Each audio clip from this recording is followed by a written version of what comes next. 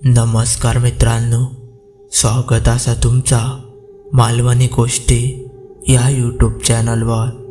तर आज आपण असो काय अनुभव बघणार असो तो ऐकल्यावर तुम्ही संपूर्णपणे हादरान जातलाय। आणि हो अनुभव एकदम सत्य असा। माझ्या मामासोबत ह्यो सर्व प्रकार घडलो होतो, पण त्याच्यासोबत नक्की काय घडला या समजून घेण्याआधी मालवणी गोष्टी या चॅनल तुम्ही सबस्क्राईब करा आणि मगच ह्यो अनुभव ऐकाक तुम्ही सुरुवात करा। चला तर मग आपण अनुभवाकडे वळाया।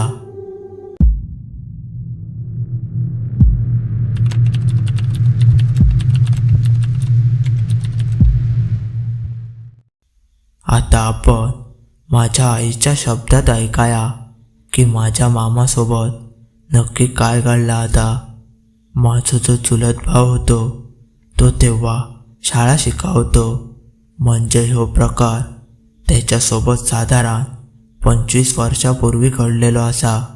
आणि तेव्हा सुद्धा थंडीचेच ते दिवस चालू होते। नेहमीप्रमाणे शाळेत आपलं तो गेलो, पण माझो भाव हो काय अभ्यासात हुशार नाही होतो। तेव्हा 9वी इयत्तेत तो शिकत होतो, पण सरांनी त्यांका आदल्या दिवसच सांगितल्याने उद्या आपण तुमचे सर्वांचे गृहपाठ चेक करूचे असत।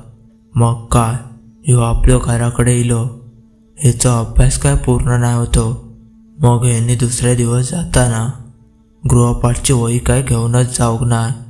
तसंच तो आपल्या शाळेत गेलो। तो कुडाळ तालुक्यातील एका गावच्या शाळेत शिकवतो। शाळेत गेल्यावर प्रार्थना वगैरे घ्यायचे।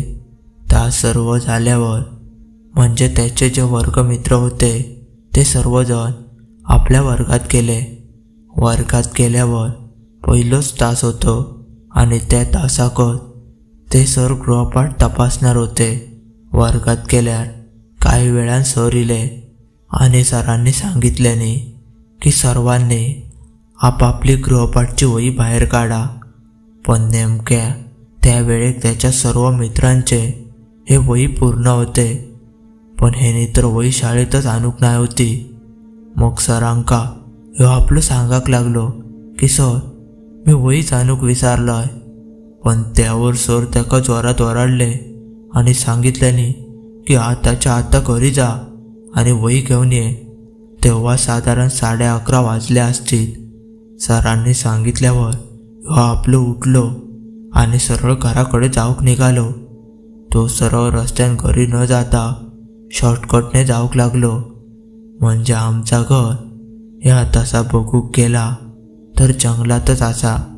पण शाळेतून घरी जाण्यासाठी 2 मार्ग होते, एक नदीतून शॉर्टकट आणि एक होतो तो म्हणजे सरळ रस्त्यान।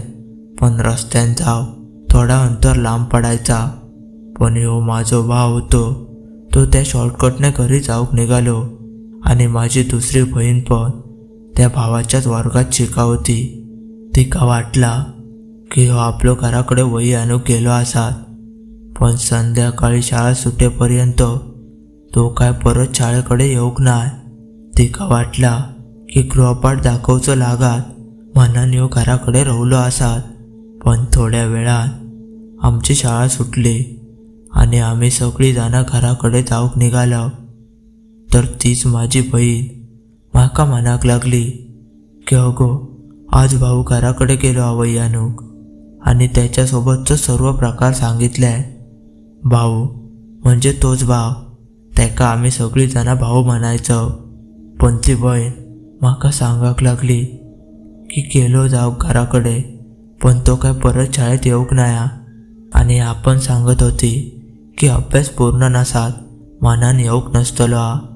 आमका सगळ्यांका ताच वाटला। पण काही वेळान आम्ही घराकडे पोहोचलो, पण तो तर भाऊ काय आमका घराकडे खंय दिसेनासच होतो। आम्ही आपली घरात विचारूक लागलो की भाऊ इलो मगाशी, तो खंय गेलो असा। आता घरातली काका काकी सांगाक लागली तो तर सकाळी शाळेत गेलो आणि अजून सुद्धा येऊकच नाही।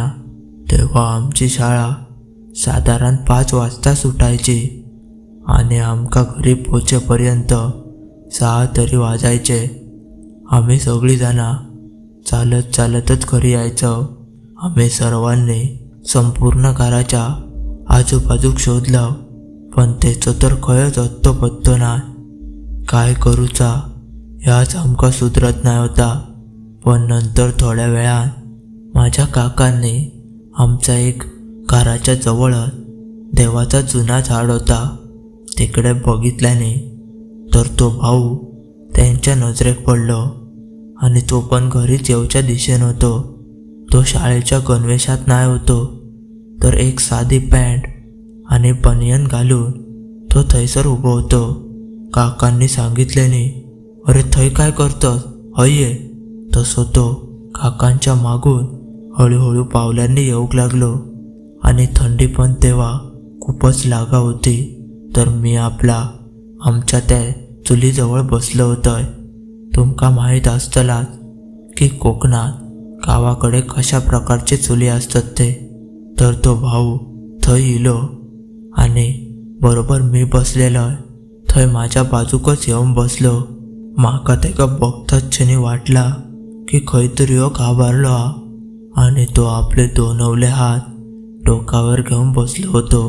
मी माझ्या आईक सांगाक लागलोय की आई ह्यो बघ भाऊ इलो हा.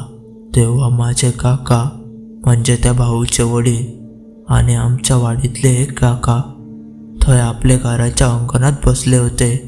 तेव्हा त्यांची नजर पण त्याच्याकडे गेली होती, पण त्यांच्यासोबत काय तो बोलाक नाय आणि काकांनी पण त्याका काय हाक देऊक नाय. आणि तेवढ्यातच थंय माझी आई इली. ती पण त्याका विचारूक लागली की अरे खंय गेलेलस. तिनं खूप काय काय विचारून बघितल्यान पण त्याच्यात त्यांना कायच प्रतिसाद देऊक नाय. तो फक्त रडत त्या चुलीजवळच बसलो होतो. ते जे माझ्या काकांसोबत वाडीतले एक काका बसले होते त्यांका त्याका बघताच क्षणी काहीतरी विचित्र वाटला आणि संशय इलो की अक्का नक्कीच काहीतरी बाहेरचा लागलेला दिसता. ते काका माझ्या काकांका सांगाक लागले की अरे तू तुझ्या घराच्या तुळशीसमोर गाराणा घाल आणि तुझ्या मुलाक देवाच्या नावान दी. मग काका लगेचच उठले आणि त्या काकांनी जा काय काय करूक सांगितल्याने तसा सर्व केल्याने. पण ह्या सर्व करता क्षणी तो पहिल्यासारखं वागाक लागलो. नंतर जेवण वगैरे करून शांतपणे झोपलो आणि जेव्हा दुसऱ्या दिवस सकाळी तो भाऊ उठलो तेव्हा आपल्यासोबत काय काय घडला या सर्व सांगाक लागलो. असं सांगितले की मी घराकडे शाळेतून येत होतोय. अर्ध्या वाटेत इलय तेव्हा माका कोणतरी मोठो धिप्पाड माणूस दिसाक लागलो आणि तो माझ्या जवळ येत माका ओढून खंयतरी घेऊन गेलो. पण त्या क्षणी अचानक कोणतरी अजून एक माणूस इलो आणि तो माणूस माका जरा चांगलं वाटा होतो आणि त्या माणसान माका आपल्या जवळ घेतले. त्या माणसाकडे एक कोंगडा होता, पण त्यानंतर त्यांची मारामारी झाली. पण ह्यो कोंगडीवालो होतो त्याने माका जवळ घेऊन माझ्या घराच्या वाटेक लागलो आणि माका वाटेन माझ्या घरी घेऊन जाऊक लागलो. आणि मी तुमका मगाशीच सांगलेलं त्या देवाचा झाड होता. त्या देवाचा झाड त्या वडाचा एक झाड होता. त्या झाडाकडे माका आणून सोडले आणि सांगितले की आता मी तुका जा काय सांगतलय ता नीट आहे. आणि तो असं सांगाक लागलो की तू सरळच घराकडे जा, मागे वळून बघू नको. तसोच मी आपल्या घराकडे येऊक लागलाय. आणि त्याच दिवशी त्यांनी हा सर्व सांगितल्यावर माझे काका आणि संपूर्णपणे हादरणच केले आणि लवकरच आमच्या बाजूच्याच वाडीत एका माणसावर देवाचा सूत्र यायचा त्याच्याकडे गेले. पण त्या माणसावर सूत्र यायचा त्या सूत्रान सांगितले की हो तुमका जो काय संशय इलो असा तो एकदम खरो हा. म्हणजे नक्कीच भाऊ कोणीतरी गायब केलेला आणि त्याने असा पण सांगितलंय की तिसऱ्या दिवस त्याचे जे कपडे होते जे गायब झाले होते ते तुमच्या नजरेत पडतले आहेत, पण तुम्ही परत काय ते घेऊ नको आणि घालू पण नको. पण त्या सूत्रांचा काय सांगितलंय त्या खराच झाला. म्हणजे भाऊ इल्यावर बरोबर तिसऱ्याच दिवशी भाऊच्याच एका मित्रा म्हणजे त्याचा मित्र होतो तो त्याच नदीतून शाळेत यायचा करायचो, तर त्याका ते भाऊचे कपडे नजरेत पडले. त्याने लगेचच ओळखले की हे तर भाऊचे कपडे असत. मग त्यानंतर त्या सूत्रांचा काय करूक सांगितले त्या सर्व माझ्या काकांनी केल्याने तसं तो आधीसारखो एकदम चांगलं झालो. असं होतं माझ्या भावासोबत घडलेलं सत्य अनुभव. मित्रांनो, तुम्ही हो संपूर्ण अनुभव ऐकला असतलायच. ह्या अनुभवावरून तुमका समजला असतलाच की असा पण काय घडाक शकता. ह्यो अनुभव एकदम सत्य असा.